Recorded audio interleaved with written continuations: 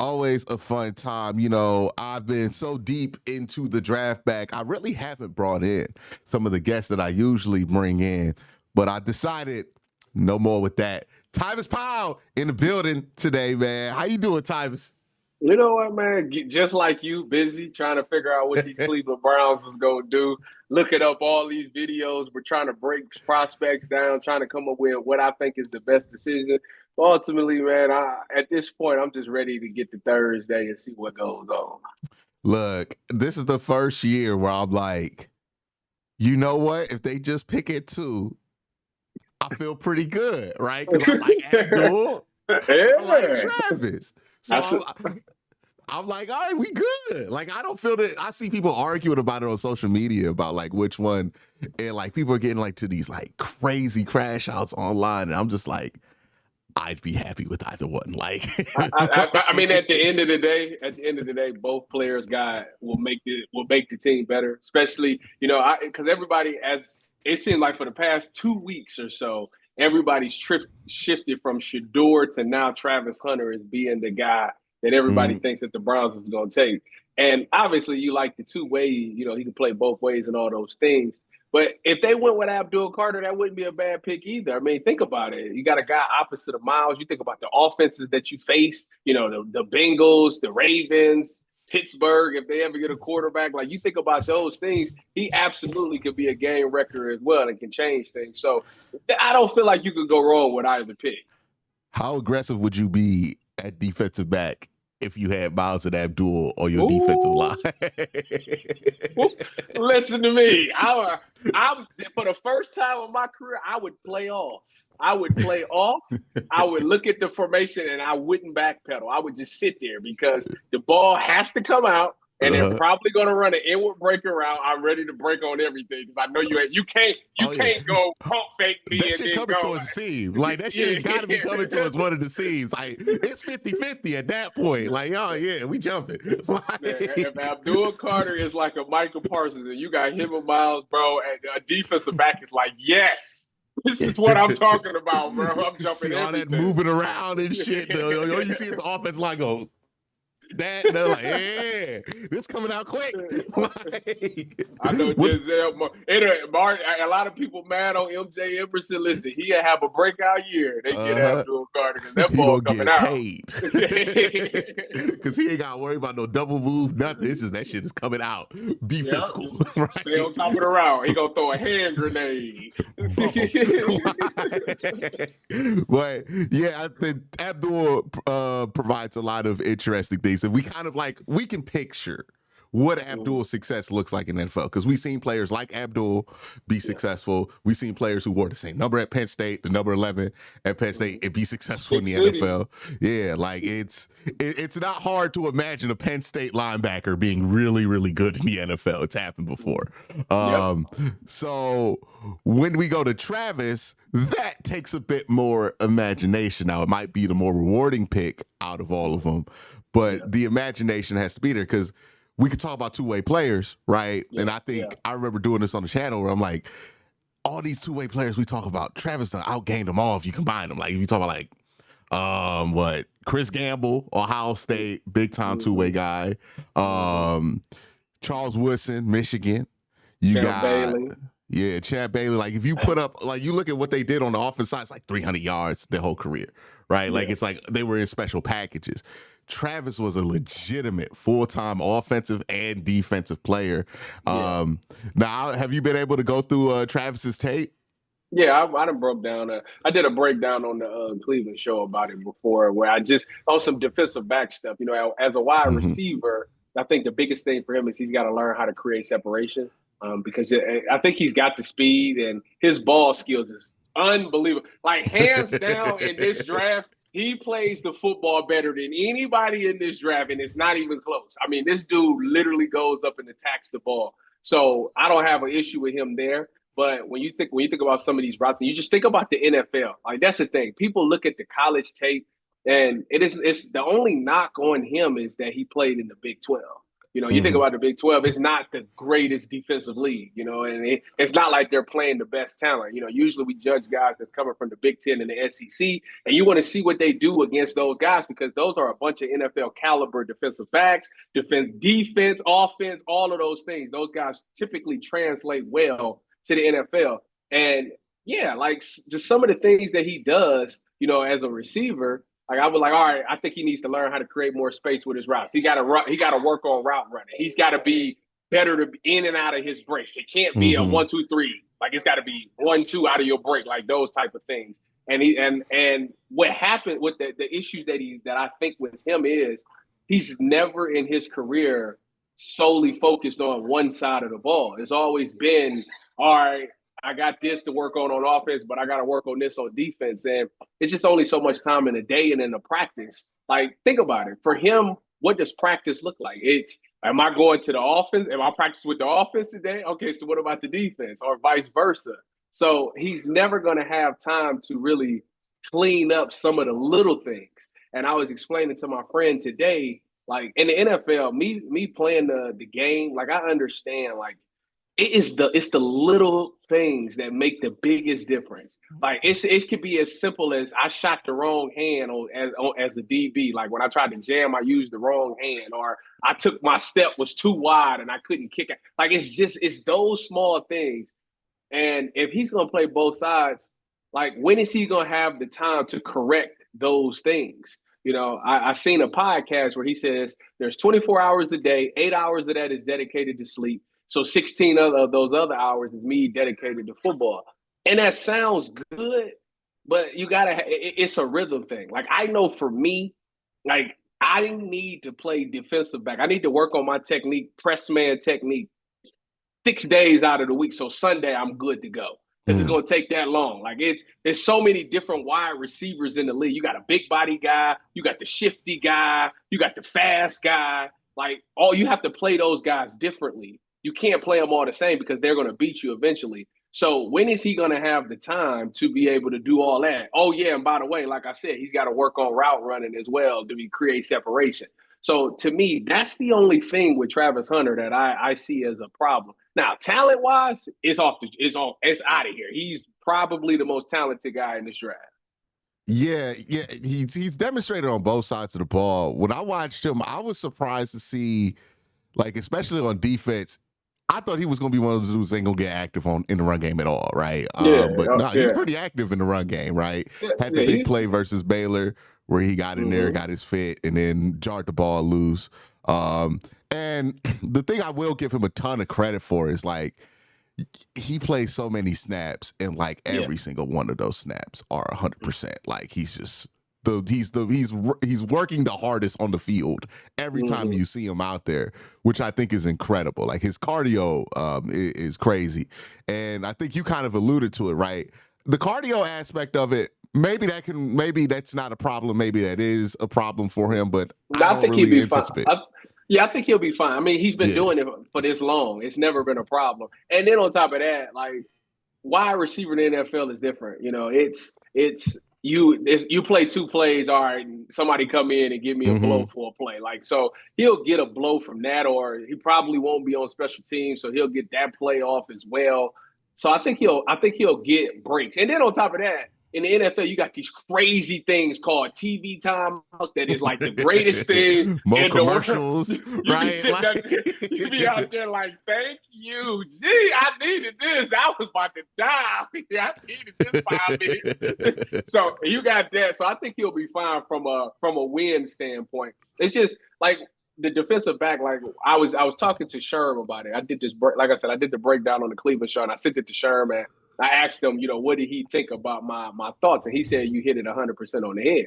Like when you look at him, like I say, the talent is not the greatest in the Big 12. So that's that. But I'm not even faulting him for that. It's when he's press man, he takes a false step with his foot, meaning that he takes a step up. You going up against a Jamar Chase or something like that, that's all he needs to get around you. That it can be a problem. So he'll need to learn how to step back a yard, which I've seen on some reps he has taken a step back. If you're going to false step, take a step back. Somebody need to tell him that consistently. And then he made a lot of plays. A lot of his interceptions came off of cover 2.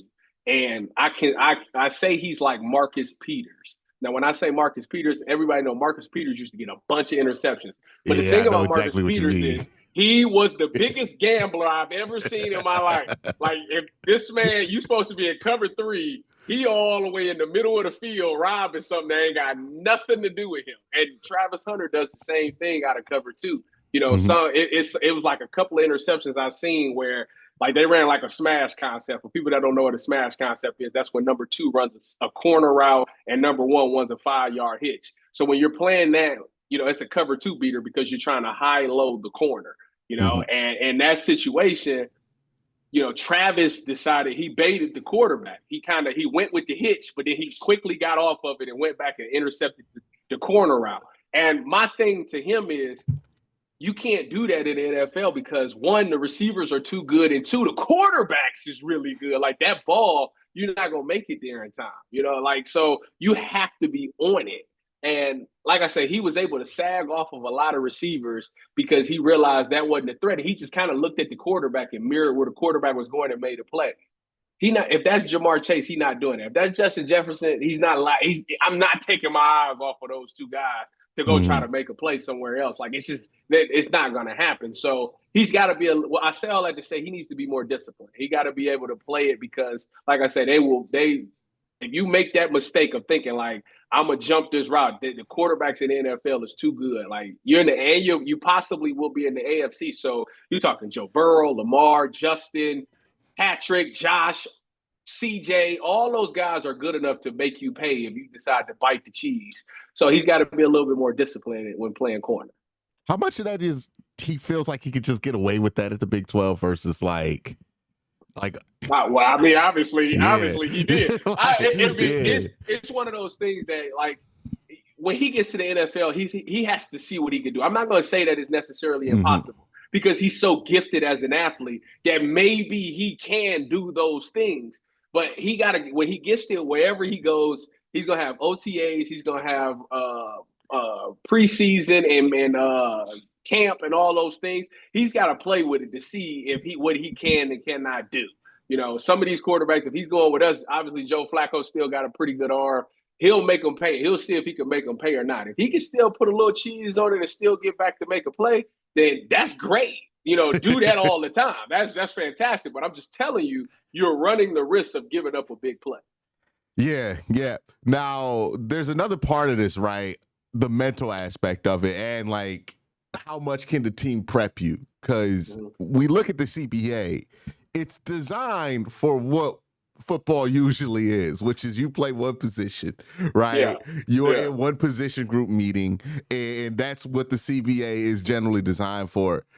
Is that going to be something that's going to be difficult for like the Browns to work around? They're like want him to be in all these extra meetings, right? If they want a Yeah. week where he's playing on both sides of the ball, like from your experience being in those NFL rooms, knowing how game plan weeks are structured, Yeah. how do you imagine factoring in a player who needs to play both sides of the ball, getting him reps on both sides of the ball in practice? Like, how does that even work? And does that work with how the CBA looks?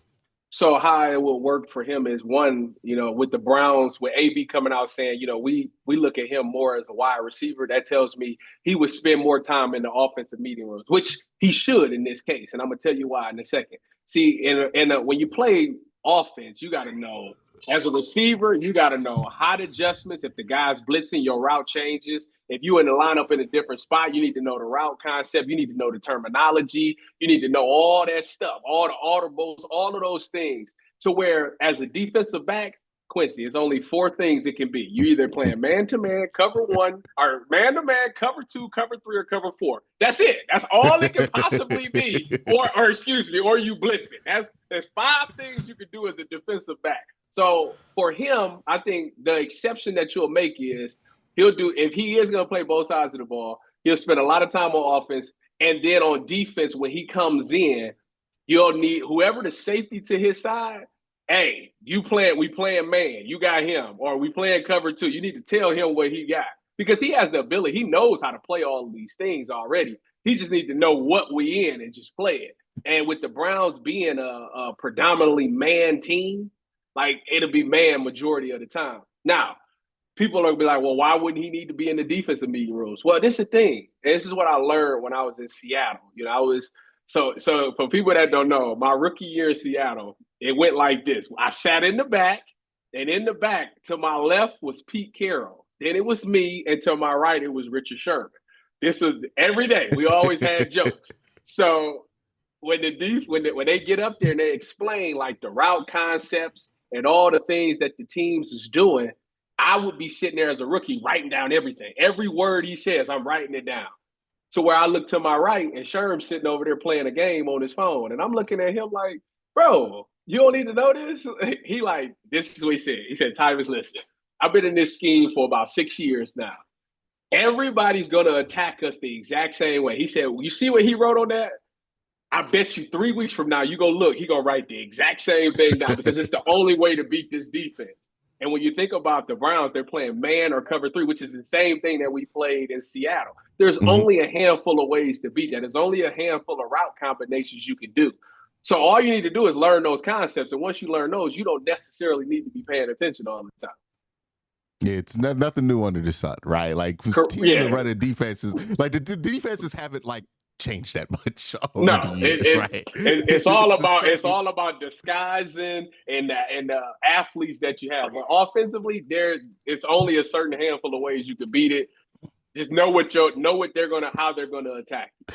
Yeah, they're gonna run mesh rail at you a lot if you run that man. Pretty much. They're gonna run some pick routes and some mesh routes. Yes. It's gonna happen.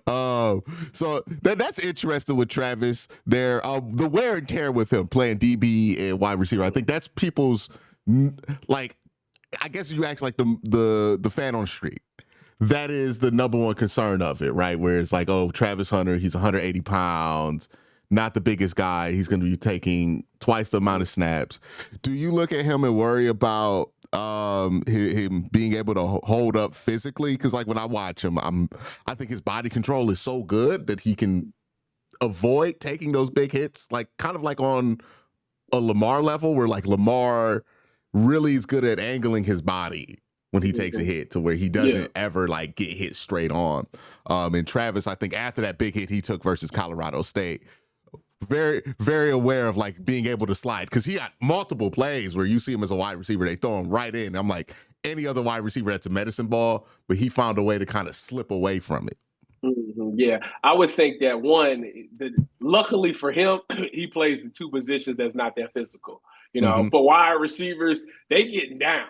And really what it comes down to is their quarterback. As long as your quarterback don't put you in a situation to throw you out there to die, you'll be fine. You'll get what you can get and get down. There's so many receivers that I played with that did that because they like, listen, I'm trying to extend my career 2 years. You know what I'm saying? So I'm going to get what I can get, and then I'm going to dive down at his legs. Similarly to what Lamar do. Lamar get what he can get, and then he kind of dive down at your legs to make you move out the way.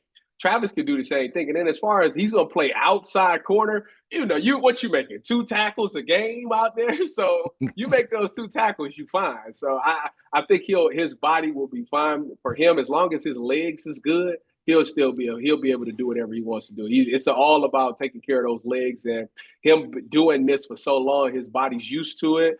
Him getting to the NFL, it'll only get better as far as his recovery processes, maybe getting therapy, yoga, stretched out, massage, all of those things. LeBron got the cryo tanks and all of those things. Whatever it is, the cocoon, right? They put it on.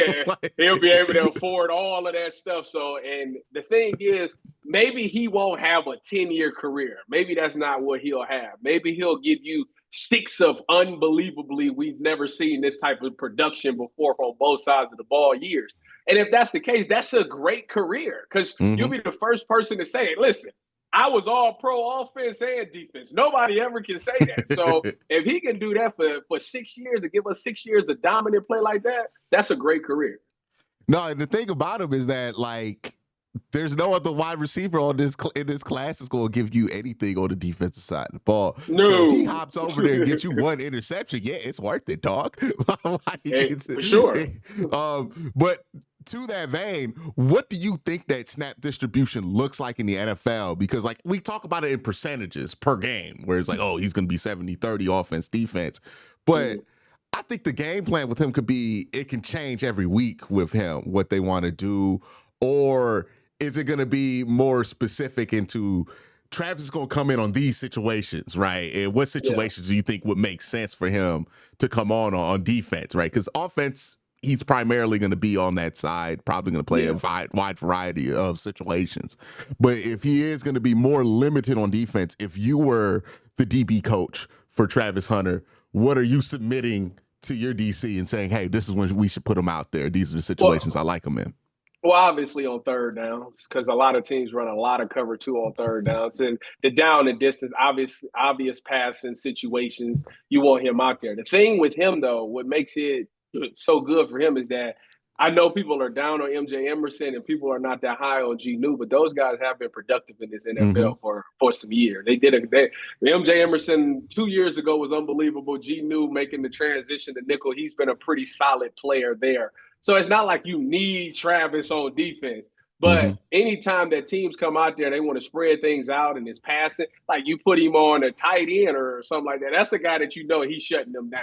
Or if you bring him in on this 3rd and 12 and we go run cover 2, I just told you he's really good at running cover 2. Even though he gambles a lot, he's really good at running cover 2. Bring him in on those situations like that. But at every down, I wouldn't have him every down because you don't necessarily need to, especially if MJ Emerson is having a better year than he did last year. You don't necessarily need him. You just need him for those passing downs. Maybe you can even bring him in and have him be like a roam player. Maybe, he's the guy that is sitting in the hole, reading the quarterback's eyes and breaking and making the play because, like I told you, he got the best ball skills in this draft. So utilize him.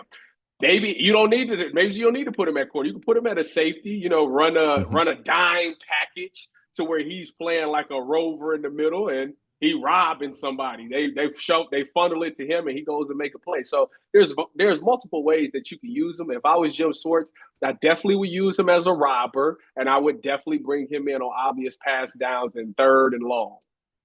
Yeah, it'd be interesting. You get a player who can help you on both sides of the ball at 3rd down. I don't know. Like, do you think there's a non-quarterback position that could be more impactful than that? If you had a left tackle and that was a DN too, that's the only way. And I don't think that's ever that will never happen. No, you can't do that. That would never happen. Because the left tackle can't come out the game. Like, yeah, you're right about that. Yeah, you're right about that. Hey, Travis get ran on a 9, he can come out, and then Greg Newsome could come in and everybody talk about how in shape he is. You know how in shape you got to be to play in them trenches. They be holding every play. It's a dog fight every play. Like, no, it's 300 pounds on 300 pounds, and you boxing every time. Every time. You can't wait for the RPO to get called. You're like, all right. I'm telling you, hurry up and get that ball out, or it's a run play or something like that. You're like, man, I need to breathe, quick, bro. Like, oh no, they call it a 7-step drop. Fuck.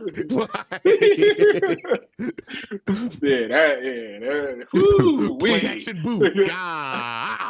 Especially the Browns offense or that play action they be running. And then they run action too, which is crazy cardio. I gotta sit there as a lineman. I don't know if he go where and then my quarterback scrambling. Now I gotta try to get no. And then you go we would never see Jim it. Schwartz talk about get on the wide 9. Like what? Yeah, we'll never see it. That's not happening.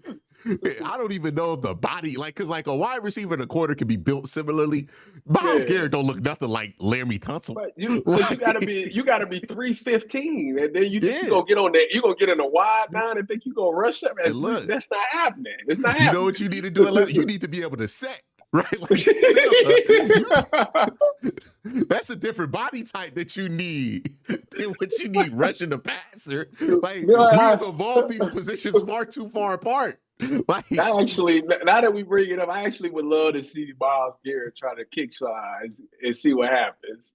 I don't think he'd be like, yeah, I can't do this. No, because you can't. That's hard to do. Gotta sit on it. Because I bet it's all good if somebody tries to blow by him. Like, I think he could probably keep his feet in line like that. Yeah, he got, but let he got good somebody, feet for that. yeah, Gotta let run TJ try through to you. run up the middle. Like, nah. Like, no, They the gonna craziest, bully you right into that quarterback. the craziest two-way I could imagine is somebody be a running back, strong safety, or running back, linebacker. That career's not going to last past that rookie contract. It could happen, though. I'm gonna tell you right now, running back and linebacker, Woo. you are going 2 years. You better be all pro in 2 years because that's it. You're done. Both those positions are just run to this gap. Right here. Don't stop. Don't break stride. Absorb whatever happens. Like, don't break stride. You got to run in there and as fast as you can and drop your shoulder. It's gonna be right here. You gonna get hit. Try to stay on your feet. Okay. You might get washed by a 300-pounder, right? Because you think he's just cleaning up, and then boom, guard pulls, ear holds you. Especially in the AFC North. You got 2 years. It's done. Yeah, it ain't gonna happen. That ain't gonna happen. I think wide receiver DB is the only way you can play two positions. Oh, in the NFL. Yeah, the NFL ain't letting this slide. No, if this ain't successful, they ain't letting this slide no more. Now, if it is successful, I wonder how the NFLPA feels if this becomes more of a trend, because it's like, hey, dog, you get 2 for 1. They got to adjust them rules. They're gonna have to slot. This is a different position, right? Yeah. This got to be something else in the because, like, let's say you get a player like Tyvis and he's not happy at his current team or the current deal that he's getting offered, and they could just be like, franchise tag. He plays 2 of them. It's worth it. Like, even when it gets to the points where you do a 2 in a row, it doubles. Okay, when he gets fucking 40 million, like, it's fine. But you know what I didn't think about till just now, till you just brought this up. So for people that don't know, every time you step on the field is a payment. You get paid for it. And the lower you go in the draft, so like if you go 7th round or undrafted, you get the maximum amount of dollars for being on the field for that one play. And then in March, they send you this PP. It's called player performance check. And like for me, I got a player performance check as an undrafted guy when I was in San Fran. I think my player performance check was like 30 grand or something like that. So imagine this dude. Now he gonna go high in the draft, so it ain't gonna be like crazy amount. He ain't gonna get the highest amount that he can get. But just imagine the amount of money this dude will rake up just for being on the field as much as he will be. Like, that's ridiculous. It's almost ridiculous. He gonna get like 50 grand. Reminds me of that story Jeff Teague told on the podcast his rookie year. He was like, yeah, man, I got my check. I was hyped. It was like 88 grand on there. I'm like, yeah, I'm making money. And then he looked at Joe Johnson's check, and he was like, that shit said 2 million for 2 weeks. Yeah. He was like, what? Damn. I thought I got my first NFL check. It was 15 grand. I said, I'm on. Then I see Sherm check, and I said, oh, yeah, I got a long way to go. I got to get back to practice. That is an incredible story there. The one thing I think is uniquely interesting about Tyvis is you look at the guys who the Browns have in this locker room. I think Tyvis' personality, at least from what we know from the outside looking in, feels like a fit. Do you think somebody who says, I just care about football and fishing, do you think that works in Cleveland? Yes, it needs to. I think that's been the thing that we've been missing the most. You've got so many people that want to go out and kick it and do all those things. I think we need some people that's dedicated, that loves the game of football. I think that's one of the things that's been desperately missing out of that locker room, is that I don't know how much guys that truly love and enjoy and want to be the best to ever do it. Like people are content with being good. They say the enemy of great is good, because if you're good, it's like, oh yeah, people in the city know my name. I make a couple plays, blah, blah, blah. But, like, people that I was around, like in Seattle, like, they wanted to be great. And it was like, you could tell because they would get on you. For example, Seattle be blowing somebody out 56-0. So they put the backups in.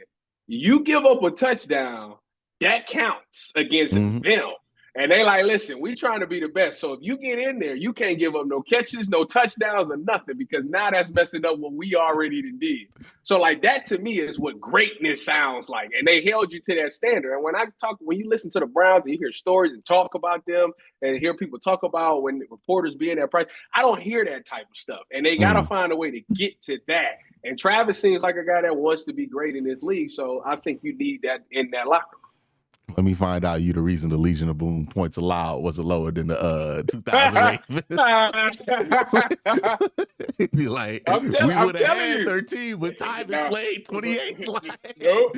See, that's the thing. They wasn't gonna do me like that. I ain't giving up. You ain't about to bomb me for 6. I take the PI. Look, they don't count the yards allowed, right, or the penalties at that point. They just care about the points. They play that. Backpedal. When they said that, I'm like, wait a minute, y'all care about? Yes, we do. I said, oh wow.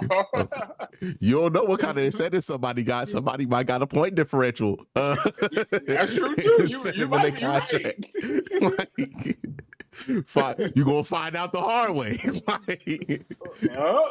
But it is interesting, the choice there, Travis Hunter. It seems like that's where everybody is leaning there. When we get to 33, is there anybody you're thinking about heavily at 33 for this team? Are you big on any of these quarterbacks? I mean, I think the top 4, Cam, Shador, Jackson, and I guess Jalen Milroe will be the 4th guy. I think that's it. Or Tyler Shuck, whoever you want to. No, Tyler Shuck is not the 4th quarterback. That's what I'm just going with what people arguing. So I think the top 4 would be those. Jalen Milroe would be in 4th.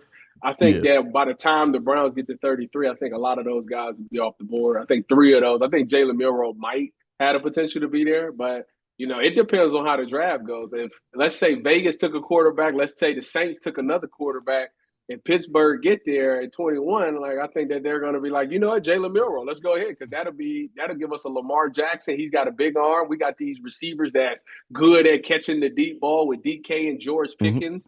Like that, yeah. I think they would absolutely go at them, and then you'll be stuck with. And if that's the case, if Jalen Milroe and all those other 3 are gone at that point, then I think you go with either running back or you go with left tackle. Depending on how you feel about DeJuan. I'm good with DeJuan Jones, biased reasons, because go Bucks. But obviously I do understand why people are a little out because of the fact that he has not finished the season and he's been in the year 2 years and he's had 2 knee surgeries. So I get all of that as well. But it's no doubt that when he's in there, he's very productive as a left tackle, and I think he could be the future of it. So if they wanted to go running back and get one of the top running backs in this draft, which I think they need because they're going back to Kevin Stefanski's offense. And to me, I think that was the biggest thing that we didn't have was a run game last year. So you get one of these top running backs, Trevion, Quinshawn, Omari Hampton, one of those guys, I think you absolutely pull the trigger on that. Now, it's always interesting when I talk to people who have defensive backgrounds when it comes to what quarterbacks give them problems. Because it's usually the dudes who can move a lot because that breaks a lot of stuff for them. How does somebody like Jalen Milroe, who's 220, can run 4.39? How does that make your life more difficult just on a basic play? Because what changes? Because that seems to be a through line. I wonder, if the team that ends up going, if somebody goes with them earlier than anticipated, if it's going to be a team that has a defensive-minded coach, because those dudes are that guy's a problem. Well, obviously, the mobility scares everybody, man. That when you going up against a fast quarterback, it's a different mindset, especially as a DB. The play is never over because these guys will run a slant. And you all over the slant, but boom, he done broke it. He done wheeled out. Now he done went up the field, and now this dude can throw it. And it's just then on top of that, you got the thing where if you looking back at the quarterback, say you play a zone and you see him break, now you trying to abort your mission to go try to make the tackle on him. Then boom, he throw it over your head. And if you don't, then he gonna run for 20 yards. So it just puts you in a bind. It's you're never right. You're not gonna be right. You're gonna mess up and it's gonna be a big play either way you go. So for him, obviously, if Jalen Milroe can figure things out, he's got to clean up. Everybody knows he's got great mobility, and he's got the deep ball throw. But if he cleans up the short yardage and the intermediate throws, he could be easily the best quarterback in this draft because he presents the biggest problem. Like you will have your Lamar Jackson. Oh, by the way, this guy will put his shoulder down and you got to bring your pass to tackle this dude because he's 225. So like that's a lot. That on a defense, that's a lot. And that will keep you up at night as a defensive coordinator, trying to figure out, all right, now we got to change how we run certain things. For example, when we was in Seattle and we played Cam Newton and with Carolina, like we spent 3 days going over how we gonna play zone reads. People that don't know what a zone read is, you're a shotgun, the running back is to your left or right. That's when they do the fake handoff and they ride it down the thing, then they can pull it, throw the ball behind you with an RPO or all those things, or he can hand it off. So what they did in Seattle was, all right, we run cover 3 predominantly. This is what we're gonna do. That defensive end, you got to crash down right there on that running back. No matter what happens, whether he give it or not, you got to take the running back. Now that dude that's playing linebacker, you got to scrape over the top and be ready to take the quarterback. But if that's the case, all right, if they run RPO and it's a slant behind them, who's going to be there for that? Now this safety that's predominantly playing 10 to 15 yards off, now he got to step up. Now it's a truly one-on-one coverage on the outside. Now I can't help my dude at all. So it's a whole lot. It's a big domino effect is what I'm saying. And it presents a lot of problems. Yeah, and then like even just the basic part of it is like, okay, if the linebacker has to go ahead and scrape over to get to Jalen Milroe, what happens when he runs 4-3? Like, does the linebacker run 4-3? So that's why I'm saying, like, a lot of people don't like it because of the inaccuracy and stuff at Bama, and I get that. But if Tommy Rees was his best thing and they were able to figure some things out, you have to take that. You have to take him on that and make some things out because I think he could be really special. What's your hope to, like, when you look back at this class in 3 years, what's your realistic hope that you feel like when you look back at this class, you think the Browns got in this class?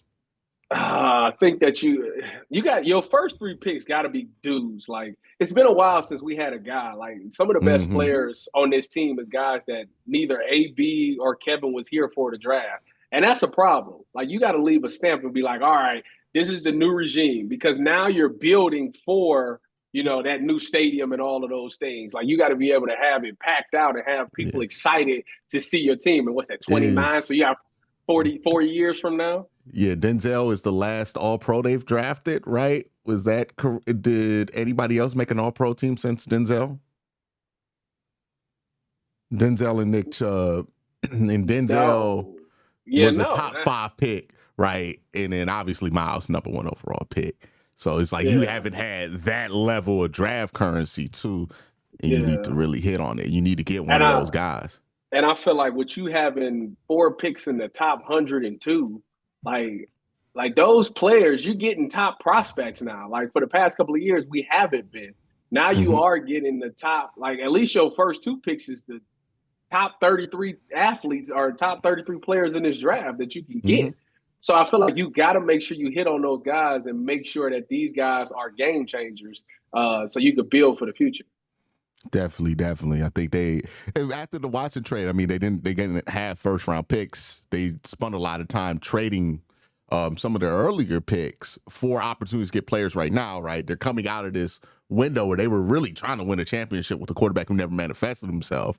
And now, you're like, you got to get this next generation of players, because as old as it makes me feel to say this, the Mileses and like all these guys who you got in 2017, 2018, they're starting to come of the age where they're going to be just vets, right? Like true vet players. So that's something that you have to kind of refresh for, right? You need to get these younger guys in. You need to get some young all-pro player here who's going to be under 27 in a couple of years, right?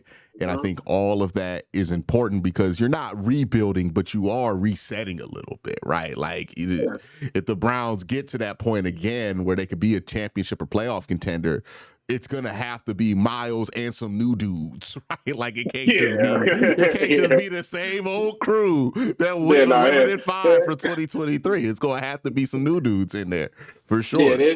I think that what you did last year was such a crazy year because the head scratching thing was the firing of the offensive staff and changing the whole thing. Because to me, you didn't have the personnel to fit that new coaching style or whatever, the new scheme that you was trying to run. All of these guys were already brought here because of the Kevin Stefanski scheme. This is what they know. This is why we decided to pay them to begin with. And then to go away from that and try to make them all do something that they've never done before, it was gonna be a disaster. So now that they're going back, hopefully, because you got to figure, like I said, like you said, you got to get young because a lot of the guys that you've been depending on all these years have gotten older. So with this draft, this is your first one that is like you can't miss, like you cannot miss. You got like the picks that you have is too good for you to get bust, and I think that's why to me. That's why I think they're going with the Travis, because if you take Travis at 2, he got so many things he can be before it's just like, all right, this guy's a bust. He's not good in the NFL. He could be a wide receiver. If that don't work, he could be a DB. If that don't work, he could be a returner. If that don't work, he could be a gunner. Like, it's so many things before he just nothing. So I think that's why they're going to go with that safe pick. Hell, you going to try him at free safety before you try it. Both of them don't work, right? Like, you have different ways you can use him, different ways you can try to take advantage of the many talents that he has. And do you also feel like, because this is where I'm at, and I don't know if the Browns have made me feel this way because I've seen it go bad so many times. I don't want to hear nothing about no trade back. At 2, dog. I'm so out on trade. Every time I hear somebody, we could trade back and move to 4. Nah, don't get cute. Just take the dude that's there. What you trading back for? Just get the good. Just get the really good. You know what? You know what Miles was? The reason why everybody say that. I'm drinking lemonade, by the way. The reason that everybody say that is because they feel like this team has so many holes that if you trade back, you'll get more picks to be able to fill those holes. And I get that, but you also need good players as well. You need that talent. And when you look at this roster, I think we overrated it for a couple of years. You look at it, it's really not as talented as you think because you got some fifth round guys, third round guys, fourth round guys. So like you got to take the opportunity to get you a guy that's a dude that can be a cornerstone for your franchise. Hey, nothing covers up. Everybody got holes on their roster, right? Like every single team has areas of their roster they wish were much stronger than they were. That's the nature of the game. You know what changes things? When you got dudes on the team. For sure. Seattle might have had holes on the roster while you was there. Did it matter? You had Cam. It was. They are at that point, at the point that I was in Seattle was the point that their motto was forget the offensive line. We got receivers, running backs, defense, forget the offensive line right now. And they made it work. It is. Like, it's amazing what having really, really good players does for a football team. Hey, look, Ohio State had holes this year. Jeremiah Smith made that shit not matter. Like, I'm like, oh, it don't matter. My bad. I was down on Ohio State too going there. I was like, they lost to Michigan. They ain't about to do it. And then Jeremiah Smith got out there at the Rose Bowl, and I was like, oh, my bad. I underestimated how good this dude was. Like, he's like Terrell Owens' body with Jamar Chase's ability. My bad. That dude's cold. You're gonna win a national championship with that guy. I'll be honest with you. When they lost that game, I said to they was too talented. Like I was like, y'all are too good to let this be the story. Like if they would have lost and didn't win the national championship, they would have went down as the most overhyped and overrated class in Ohio State history. And I did not. Money. I was not ready to do that. I didn't want to go there with them like that. I like y'all because I know them, and they all genuinely small, good dudes. So I wanted to see them win, and I'm glad they figured it out. Yeah, man. That's the power of just having a dude. You know what Notre Dame didn't have? Anything to answer that, right? Not at all. Not at all. Notre Dame, we got a balanced roster. We got all this stuff, Yeah, it didn't matter, dog. That guy just breaks the game plan, right? The Browns defense. How many years we be like, man, they got a hole here, hole there. Hey, man, Myles Garrett make a lot of shit look good. He do. Look, people don't even be knowing somebody was streaking down the field wide open. open, but Miles got to him in time that it don't even matter. Can't see him. Quarterback doing this and shit. Like, hey, it's all good. like that's the power of having a dude there, right? The offensive line, we was like, oh yeah, the offensive line is great when Nick Chubb was like that, right? like I mean, we can keep doing this, like having a dude there. Yeah. Hey, man, that's what makes up for it, right? Like, you can't have a perfect roster with absolutely no holes in a salary cap sport, and even if in a non-salary cap sport. Like, it's just hard to do. It's hard to scout that well. It's hard to evaluate that well, and draft it and spend that well. Like, this is not going to happen.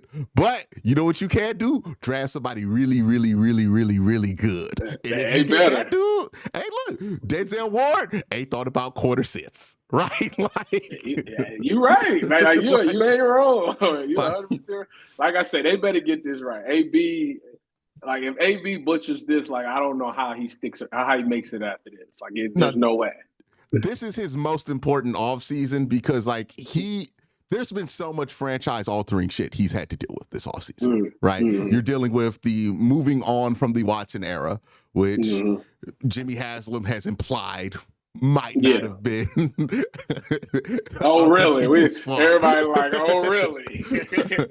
We're trying to find the guy who did this, right? But he had to deal with that, right? And then the second Achilles injury pretty much accelerated any kind of like waffling you were going to continue to do on that, which I don't want to say somebody popping their Achilles was a good thing for the Browns, but if you were talking about long-term planning, it accelerated something that was inevitable, or seemed inevitable at the time. So you have to deal with that. Myles Garrett requests a trade. I mean, we talk about franchise altering, dog. Look, I don't know if Jim Schwartz would have stayed if Myles left, right? I don't know how to listen. It would have been hard to call that defense without Myles on it. That's all everything rotates around him. The whole game plan for everybody who plays the Browns is about 95, and if that dude ain't there, it changes. Right?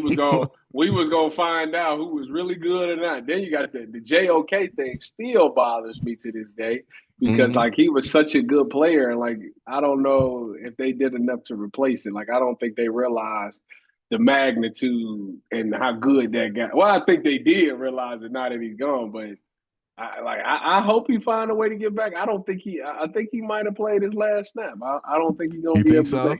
I do, because that neck thing, man. Because I know two players that I played with, Cliff Averill and Cam, had neck injuries, and they couldn't get cleared by doctors to play again because no doctor wanted to clear them. Because if you clear them and they get hurt and they become a paraplegic, they gonna revoke your license. So nobody want to put that and go run that risk. And if his stuff is that serious, they're not gonna do it. They're not gonna clear him to play. That's interesting. So you think it's like, I don't know if you watch wrestling, but is it like a Daniel Bryan thing where it's like just he wants to play, but nobody feels comfortable with where that neck is or the ability for it to stay up? Yeah, because if you look at it like, all right, let's say you was a doctor and you looked at it and you seen some stuff and you thought to yourself, I can clear them, I could fix them. But there's like a 60% chance that if he take the right hit, like it's done, he'll be a paraplegic. And if they do that, they're going to take away your entire practice. Would you clear him? Yeah, it's tough. It's tough. That's real tough. It's real tough. We'll see. Yeah, like, and honestly, like, that's just us saying if the doctor would clear him. I don't know what I would do if somebody told me, hey, man, 60% chance you take the wrong hit. It's over with. Like the last person I seen, I think the last person that got away with it was Peyton Manning. I think didn't Peyton have something like that where if his neck he got hit wrong, he was through. But they cleared him and he got the Super Bowl and he was like, I'm gone. Yeah, and that man ain't play linebacker. Like that's the thing. And that's the thing. He played linebacker. Like that's the problem.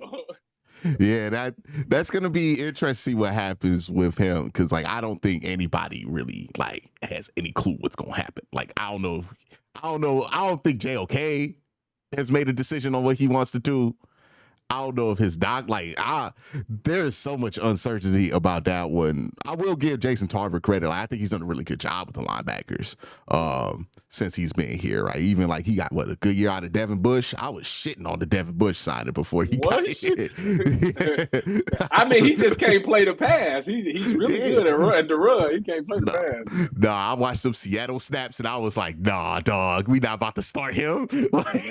That's why they went and got Jerome Ford, because they like, oh, he's an athletic linebacker. He could be like a JOK. I think they kind of know that JOK probably ain't coming back. Yeah, we'll see what happens. The good news about him, though, is that he signed that deal before he got hurt. That was the best thing that could have happened. Oh yeah, get that bag. Get that money, man. make sure you get all of it too, for sure. Let's see. We got anything else to cover as far as draft goes? We talked about Travis. We'd have talked about Abdul. We'd have talked about quarterbacks. Anything else you want to get off your chest, Tyvis? Any takes you want to get off? Nah, man. I think I'm excited to see where we do, man. I'm tired of all this coverage and talking about it all the time. I'm just ready to get to it so I can be like, all right, I see with a vision. And I got to cover it. I got to be at the Browns facility from 8 to 12, 8 to midnight that night. So it's going to be one of them nights, but it's going to be fun, though. It's going to be fun for sure.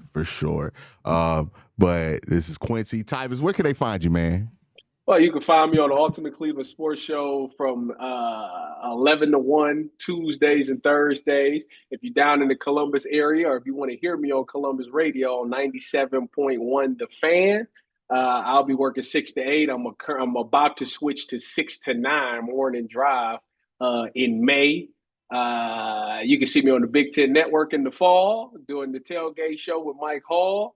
And you can always catch me on Browns coverage on pregame, postgame, and I'll be there for the draft this year.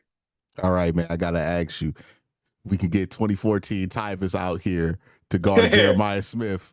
He winning. Are you getting a rep? Are you getting a rep? He winning. That dude is crazy. He is winning. Did you see the picture I posted that standing there? He got winning. Bigger. He got bigger. No, dude, that dude is crazy, man. Like I see why he do what he do. Dude is unbelievable. That dude was made in the lab. I forget who I was talking to. I'm like, he don't got to play another snap of college football. No, like he gonna go to as high as a wide receiver could go in the modern era. I said, if he say he want to sit out his last year at O State, I'd be like, I don't blame you. You still gonna go first pick.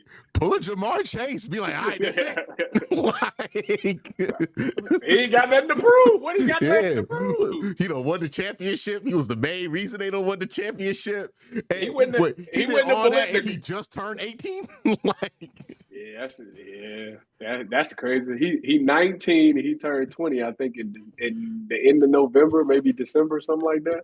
So yeah, that dude crazy. Marvin Harrison Jr. was so cold, and we were like, that is one of the coldest wide receiver prospects we ever seen. It took this dude one season very well. Like, damn. Yes. Yes. He's gonna go higher than Marvin Harrison Jr. He putting a lot of pressure on dudes behind him, though. I tell you that. That is insane. Like, wide receiver you at Ohio State, and we're like, we ain't never seen nothing like that. It's not. He the best that ever came through, and it's not even close. Let me tell you who understands and appreciate the greatness of Jeremiah Smith, Will Howard. Right, and every ball to the opposite side of the field he threw, he was like, "Oh, thank God, it's Jeremiah Smith." Hey, listen, I'm interested to see where he go in the draft too. Ooh, he gonna want to wait till 2027 so he go wherever Jeremiah go. That's what I would do. I'm like, can I play for 2 more years? If I get him, I'm good.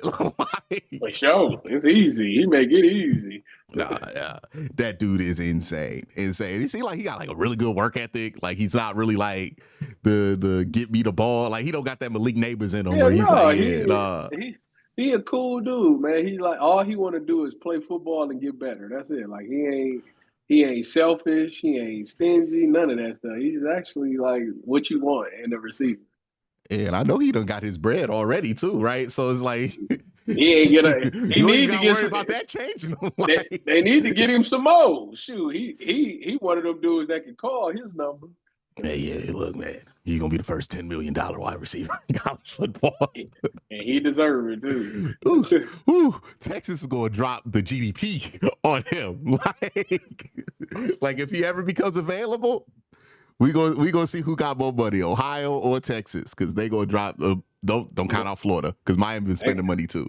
They gonna give him a key to the city. They ain't letting him leave. Like, all right, Jeremiah, we're gonna have Miles give you $10 million of his contract too. Like $600 million just went to the Browns for that stadium. We gonna give 10 of that out for you.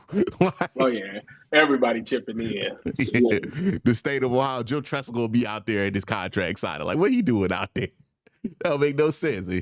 Like, but Travis, I mean not Travis. I wish I was Travis. Give me some of that Travis money. Would you play two positions still if you was Travis? No, I'd have been the standard for it. I'd have been like, yeah, this is how you supposed to do it. Cause he playing two positions for free. Cause like if he get paid as a wide receiver, like you're not getting extra money for playing DB.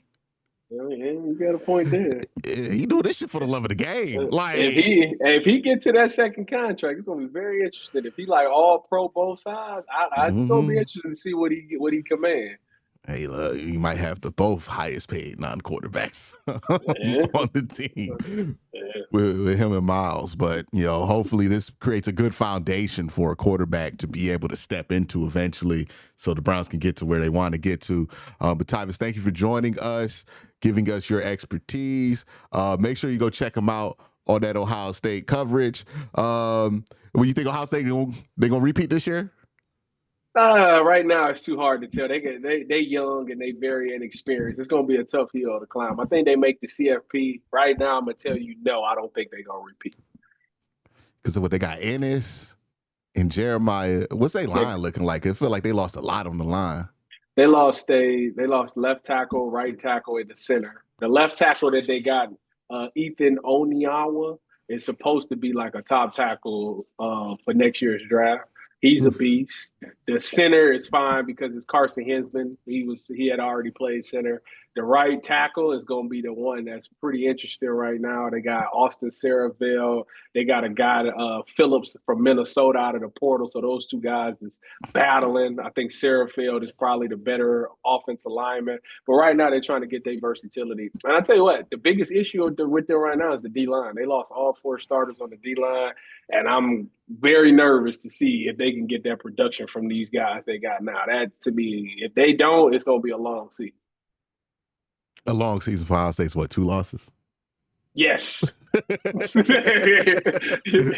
Yes. Long season. You say that shit in the NFL, you talking about like a 4-win season. I was like, it's gonna be a long year. We might lose 2 games.